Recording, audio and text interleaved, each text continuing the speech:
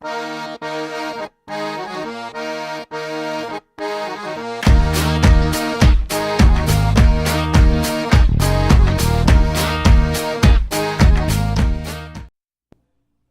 to the Bar Down Hockey Show. My name is Josh Zackless, and I'm here with Liesl Babica and Ethan Schmidt. What up?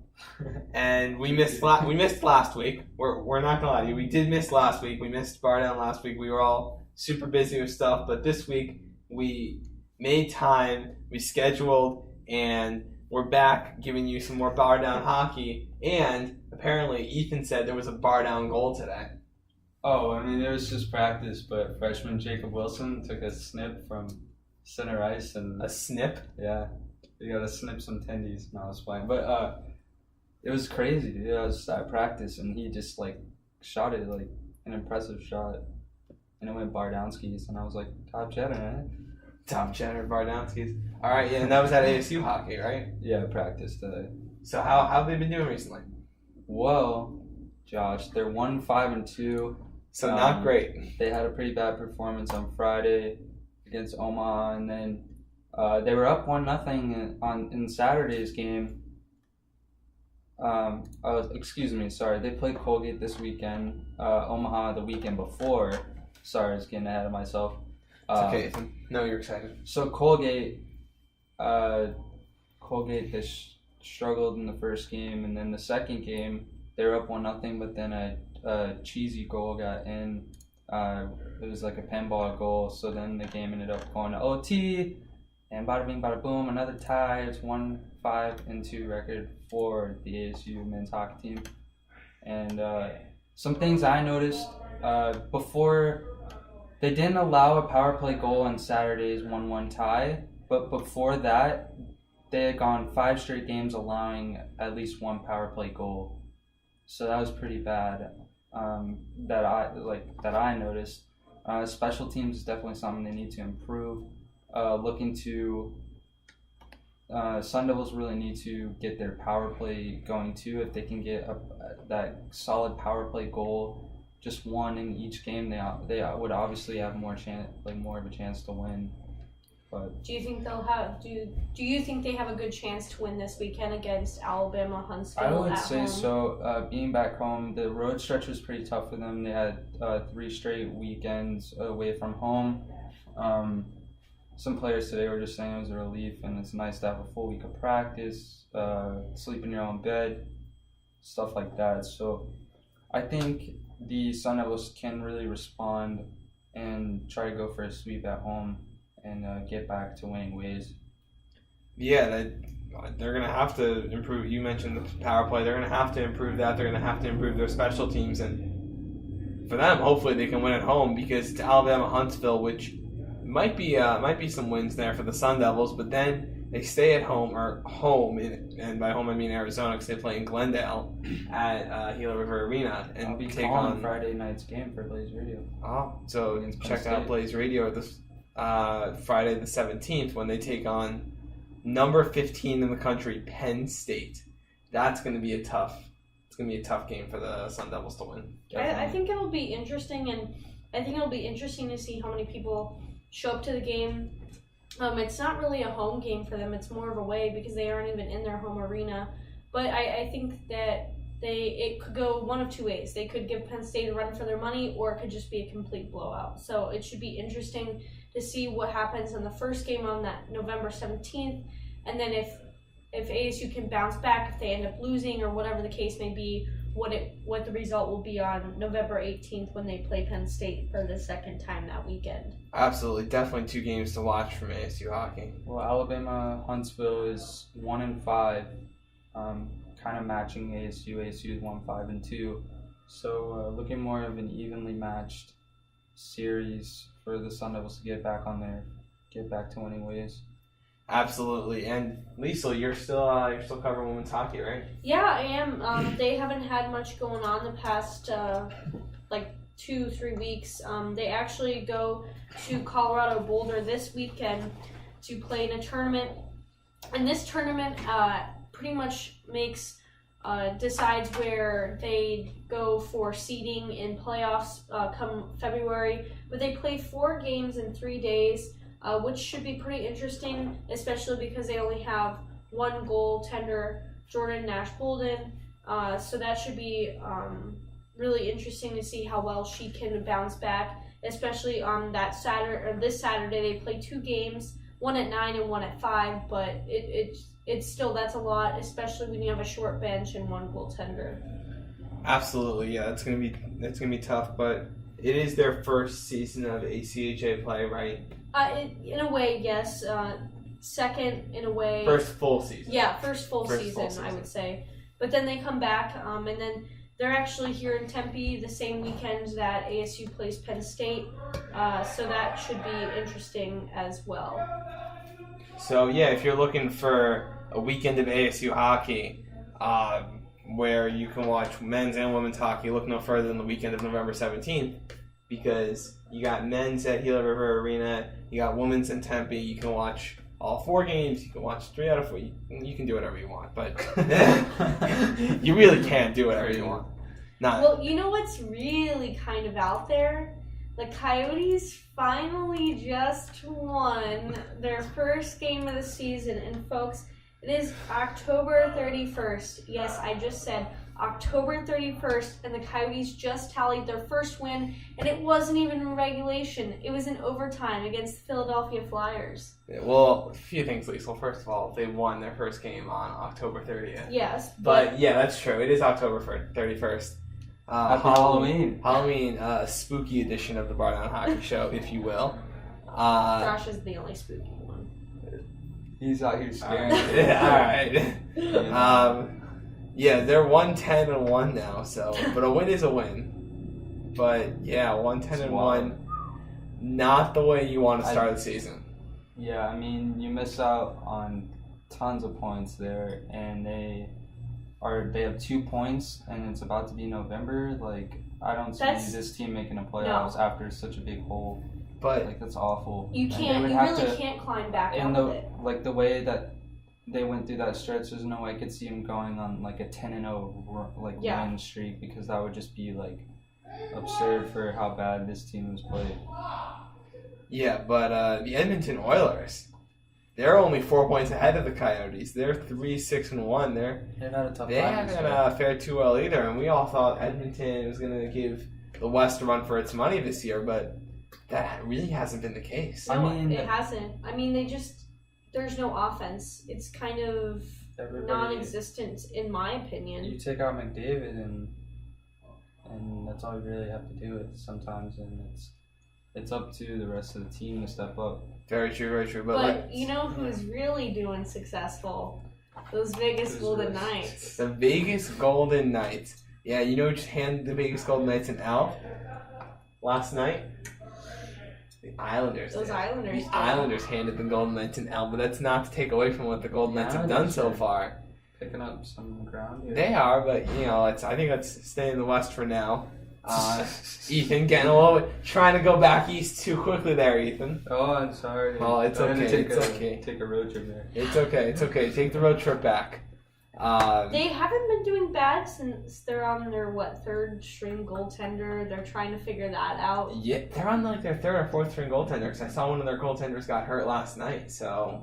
Ooh, lovely. Racking those up. But see, they still continue to put points up. Exactly. Which I think is extremely important.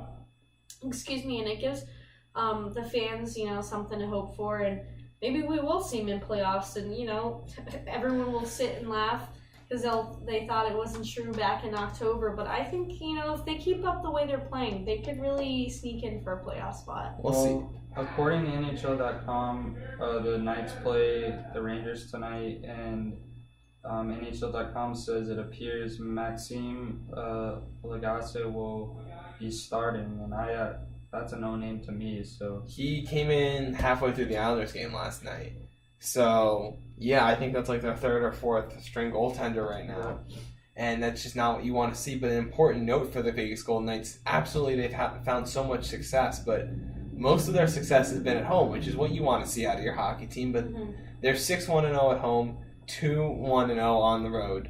Again, yes, you're looking to win at home, but if you can't win on the road, which I don't think we have seen the Vegas Golden Knights do, I mean, they're 8-2. They're 8-2. No, I'm not trying to take anything away from them. I'm just saying that That's a good point. they still need to be tested on the road. Huge issue though. I mean, 3 goalies. Like I'm looking it up right now. 3 goalies on injured reserve. Like, come on. You can't have that. Well, Fleury is supposed to be coming back pretty Fleury soon. should be coming back sooner than it seems like. And then Malcolm Subban, PK's younger brother, is on injured reserve for them. And then Oscar Dansk got hurt. Was he hurt in the Isles game? Or did they take Poland? I didn't see that. Oh, okay. Well, yeah. So now they're down to Maxime Lagacé and Dylan Ferguson as his backup. So yeah, but just looking at the West as a whole, guys, I don't think any of us saw this coming. With Minnesota, Calgary, Chicago at the bottom, and Vegas, Vancouver, or however you want to say it. Vancouver. No, it's Vancouver. And Dallas near the top, and Winnipeg, the Jets are also sticking around. I don't think any of us saw that coming. Yeah, I don't know what's going on, and the LA Kings are up there as well in the Western Division, right behind the St. Louis Blues. They're just one win away from tying them in the Western Division, and I think that's just, after LA's crappy season last year, I don't think anyone was expecting them to be in the top 2 of the whole Western Division. Absolutely, and it's still very early. Keep in mind, it's the end of October, but it's still October, and when we're talking about hockey, we're talking about where teams finish again. And we're only 10 to 12 games in. Exactly. In the grand scheme of things, at the end of the season, we're going to look back, and the standings probably aren't going to look anything like this. But right now, it's exciting for these fan bases. It's exciting for the Canucks fans. Exciting for the Dallas Stars fans who just haven't seen their teams compete like this at any point over the last few seasons. It's true. And then, actually, I'm not too surprised. You kind of have, I would say Nashville, Colorado, San Jose, and you mentioned Winnipeg, kind of in the middle, and even Anaheim, which isn't a bad group of teams because those teams can easily move up or down. Chicago, it's like I mentioned, 10-12 games in the season, but I'd be a little concerned. Maybe I don't know where that's going. I mean, I'm just not sure. I think that's kind of a bummer to see them down there, but as to be expected that they're down after the way they exited playoffs last season. Well, if you look at the Blackhawks right now, you're right. They played 12 games. They're 5-5-2. A little bit below average, but a team like the Blackhawks, we talked about how the Coyotes are incapable of going on a streak. They don't have the offensive talent. They don't have the defensive talent. And they certainly don't have the goaltending to go on a long streak of winning like 5 straight, and then losing 1, and then winning 3 straight, and then winning 4 straight. The Blackhawks do. They do have that talent. They have the talent to win. It's a matter of finding it. Exactly. So the Blackhawks, if they can stay around 500, maybe a little bit below 500, they rip off a few of those win streaks. We are going to see them in the playoffs and probably at the top. So as a Blackhawks fan, I wouldn't be super concerned. That is true. And then Ethan mentioned last night with the Islanders, but they sent Ho-Sang down. What are your thoughts about that? I don't really understand why they did that. They've still won a few games without him, but I don't really understand the reasoning behind that. I'm starting to think discipline thing, maybe. Is it discipline? Is he taking something away from the locker room vibe? Because I know a few years ago he was sent down. Well, I talked about this a few years ago. A few years ago he was sent down right at the start of training camp because he slept in too late and missed practice. Now they're sending him down. I don't know why. I didn't read anything about why they sent him back down. So, yeah, I don't know. I think it is interesting, but you're right. It really hasn't changed anything for them. I mean, they're 4th in the Eastern Division, following Tampa Bay, New Jersey, and Columbus. So, I mean, they're in a good spot right now. Better than you could have hoped at the start of the season. A lot better. The only thing that I would add is that they need to re-sign John Tavares. That's about it. But well, last year weren't the Islanders pretty hot through the middle of the season, and then they slowed down? They were cold at the start. The Islanders, I'm going to pull up a baseball reference here. The Islanders were a lot like the Yankees last year. So both teams missed the playoffs last year. And the reason why both teams missed the playoffs last year was their slow start. The Islanders started the beginning of the season terribly. They had a terrible start to the beginning of the season. Same thing with the Yankees. Both teams kind of heated up near the end, went on a run in February for the Islanders and like August, September for the Yankees. They came really close to making the playoffs, just missed out. And looking back at the season, it was clear that the beginning of the season hecked them over. So, again, this start, while it's not an amazing start to the season, it's a good start. And when they do go on a dominant run, which hopefully, which they might, then I think it'll help them. I think none of us really expected Tampa Bay to be up in the first of the Eastern Division right now with 21 points. The closest is New Jersey and Columbus with 5 points behind with 16. But, I'm actually really excited that the Lightning are up there and they're being successful because I feel like this is a team that should have been successful for the past 2 to 3 years and they haven't. Stamkos always just seemed to be always on that injury list. Had his leg surgery, all that. Now they're back. They're ready to compete for the Stanley Cup, I think. Even though we are only on 10, 12 games in the season, I still think at the end of the year, Tampa Bay will be up there competing. Yeah, and Pittsburgh also, they haven't gotten off to a great start, but they haven't gotten off to a bad start either. 7-5-1. Early thoughts, Liesl? I'm really disappointed with the way the goaltending situation has happened. Antti Niemi is no longer a part of the Penguins. They got rid of him. It's hard because the way that their schedule has been put forth by the NHL, they play a lot of back-to-back night games. And that can be really tiresome for professional players. And like I mentioned, for the ASU women's team, they're going to have to do that this weekend. But that can really hurt you. And there's a negative 14 goal differential, which is something, you haven't really seen from the Penguins in the last few years. And quite honestly, all these teams who are above 13 points all have plus goal differentials, and the Penguins are the only one. I still will go and say, yeah, it's pretty bad. I still believe Marc-Andre Fleury should be with the Penguins. I predicted that this would probably take place this season.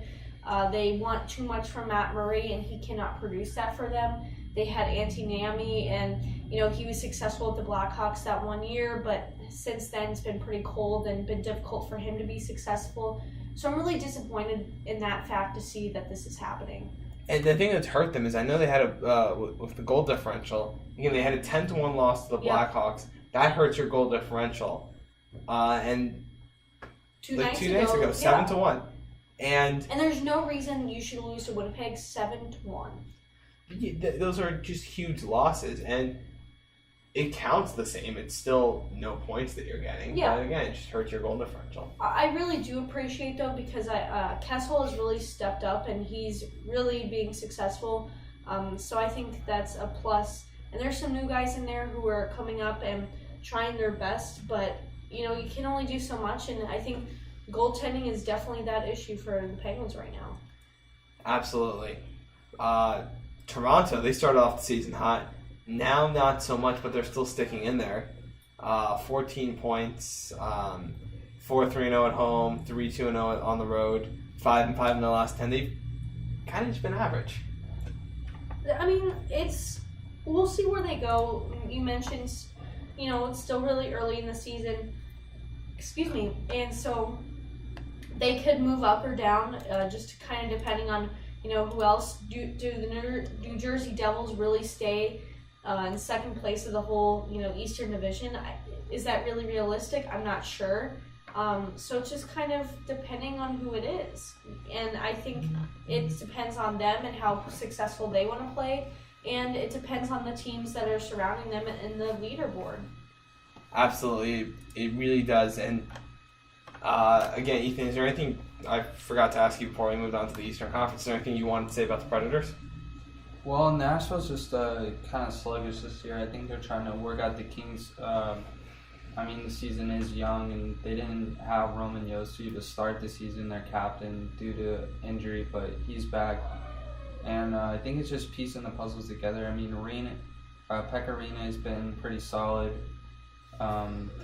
He had over 40 saves against Chicago. I think the game before the Isles, but the Islanders, I think, just broke through. And Tavares had a great game, and I mean, he's one of the best players in the league. Yeah, Tavares with a hat trick over the Predators. Well, where's that Stanley Cup defense there, bud? Well, I mean, at least Nashville's above 500 now, and I think it's just a work in progress. You got to keep your players meshing and keep, just try to keep going what you did last year. Well, before we continue on with the teams, I did realize that Mark Streit announced his retirement from hockey, which is pretty big. That happened yesterday, October 30th. He won the Stanley Cup with the Penguins this past season, and in the 3 Stanley Cup playoff games that he did play, and he played for the Flyers, the Penguins, the Islanders. Yeah, former Islanders captain. And Canadians. So he's 39. So it's, he was up there. He played for 12 seasons. But he had a pretty successful career. He had 434 points in 786 games, which is pretty impressive. He didn't, especially for a defenseman. Yeah, and he wasn't a goal scorer, but he had all those from assists. 338 assists. Like, that's changing the lives of a lot of teams and a lot of players by helping them score those goals. So I think that is exciting. And plus, he played for Switzerland 4 times for the Olympics, which is, different. Who hears Switzerland in the Olympics for hockey? I mean, that's not really a hockey town or hockey country per se. Switzerland isn't really a hockey. You're right, Liesl. But it's not a hockey but like town. when you look at your league's players, I mean, how many are really actually coming from Switzerland? Well, it's a small country. It's a small country. I'll give you that. But I just thought that's big news, and to mention that. Yeah, absolutely. He's been a great player in the NHL. He's kind of been one of those players. Never been like a standout player. Like, oh my God, can you believe what Mark Streit did the other day? It's not like he's a Sidney Crosby or like a Alexander Ovechkin, but he's been around the league. I'm sure there are players that can speak volumes to the effect that he's had on their team because he's been the captain of the Islanders. He's been a leader on other teams. So again, just congratulations to him on a great career. Wish him the best of luck in retirement, and I'm sure he knows what he wants to do.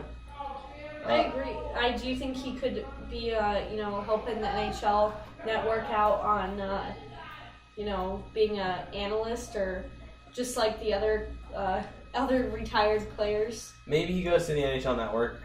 Maybe he goes to a team network or something, or maybe he just says, you know what? Because I don't know what his family situation is at. Maybe he says, you know what? I want to chill for a little bit. Maybe coach some hockey close to home. Let my kids grow up. And then he goes back into hockey, or maybe he wants to be a head coach. I don't know. There are a lot of options for him as a former NHL player, and as a guy who's considered a great leader and just a great guy around the league. So if you talk about so let's move on to league leaders. Yeah, let's take a look at the league leaders, and there's one thing that there's one thing that seems kind of almost like it's what's the word I'm looking for? A commonality, but like less douchey sounding. Like a common occurrence in the leaderboard, and it's that there are a lot of Tampa Bay Lightning up there. Thanks for 5 years later finally getting that. All right, well, if you guys want to tell me off the word, that would be Steven Stamkos is leading the league currently in offensive points with 24. And he's also leading in assists that he has 18. And his... Are there defensive points, Liesl? I'm not really sure. I was playing. Probably. And then, Austin Matthews is leading the plus-minus board with plus 12. Arizona's own. What? Arizona's own Austin Matthews. Yeah, and then, you have for a goal scored is 13 by... Nikita Kucherov. Yeah. And right behind him, you got John Tavares with 11. and Ovechkin. And, here's the one thing that I feel like is missing. And correct me if I'm wrong, Ethan, but I don't see Sidney Crosby on this list. I do not either. That's weird. That's weird. It is very weird. Any comments, Especially, Liesl? he had so many goals last year, and he doesn't even have. How many goals does he have this year, Lisa? Is it like... I'm not really sure. Is it more than 10? Because it doesn't look like it is. I guess we'll see. Is it more than 8? I think that'd be the correct answer. Probably not. But I do think it's interesting that Alex Ovechkin is on this board with 10 goals. And the Capitals aren't doing too slow right now, boys. They're not doing too slow right now. Crosby has 5 goals. Crosby has 5 goals. Wow, somebody's got to pick up their play. 13 games played, 5 goals. It's not going to cut it this year, Mr. Crosby. It's just not. And I'll go back to the playing back-to-back nights, and I think that can really hurt. But I'm not making excuses. Excuses? Mm-hmm. Wait, where's Malkin? Let's take a look. Do we see Malkin on there? Malkin. No. And Malkin... It doesn't look like he's on there. Is Connor McDavid on there? Nope. He actually is not on there, no. No, we were messing with Liesl a little bit. We did see right away that Malkin and Crosby did not make the list. But again, I think that does speak volumes to what they've done this year. And we got some fans. We do have some fans. They're kind of being jerks right now, but we got some fans. But on the defensive side, Malkin has 5 goals too. For the. By the way, sorry. It's fine. I was looking it up. He got 5 goals. So is Crosby. He got 5 goals. Where's the offense, huh? That's why you got a minus 14 goal differential.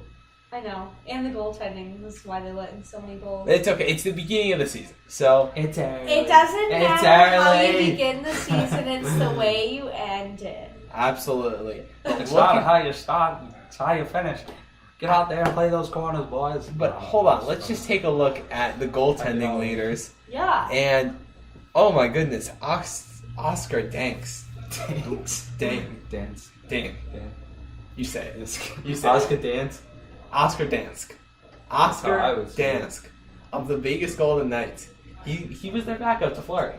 Yeah. And now he's out for a little bit of time because they're on their 3rd goaltender already. But really good stretch by him before he got hurt. Yeah. But okay, let's just look at this list. Quick is back up there. For goals against average. Mike Smith is on the list at the very bottom, cut for 2.31. Whoever thought Liesl, the person that she always crapped on, Mike Smith, would be on this board? I didn't see it coming, but to your credit, Liesl, you always said 2.31 is like average. It's not great, but to your credit, you're always like, Mike Smith isn't a great goaltender. He's not as good as people make him seem, but the Coyotes' defense didn't help. No, it didn't. Now he's with Calgary, and I think that is making a huge difference for him. Absolutely, but again, Dansk has 1.78 goals allowed average, and it's not bad. It's really, and that's really been the key. I gotta say, to the Vegas Golden Knights early season success. I would agree with you, and you take a look at Jonathan Quick really stepping up. The Kings are on fire, and Quick, battling injury. You think that he kind of, he'd be pretty slowed down and not really getting in net as much as previous seasons. But 2 shutouts already, leading 2 shutouts, 1.89 goals against, and then you look at the save percentage, .942. That's not Johnny bad. Quick, baby, he's back. He might be back. And then again, Dansk is leading in save percentage with. Don't forget about Pex. That's true. He's still there with 9.46. You mentioned Quick leading in shutouts of 2, and Andrei Valensky of the Tampa Bay Lightning. Vasilevsky. 10 shutouts. 10. Oh, not 10 shutouts. 10 wins. 10 wins. That's on me. He's got 1. That's on me. I misread it. And Sergei Bobrovsky is right there with all those guys as well. Absolutely, but we're running out of time, Ethan. I don't mean to cut you off, but we are running out of time. Happy Halloween, Josh. Have a spooky Halloween, Ethan. Spooky. Have a spooky Halloween. If you want to hear more about... Hopefully you're not with knuckleheads like I am. And if you want to hear more about us, check us out on Twitter. You should check us out on Twitter. We're at BDH_show on Twitter. If you want to see more about how I'm going to be spending my spooky Halloween, you can follow me at Josh Sackles. Or if you can just follow me, because it's not Josh's account, you can follow me at Liesl_Lee. You're right, I don't run your account. You can follow me at Beat Schmidt, but I won't be posting what I'm doing for Halloween. I'll tell you that. All right, and this is Bar Down Hockey. And this is Bar Down Hockey. And this is Bar Down Hockey. And this is Bar Down Hockey.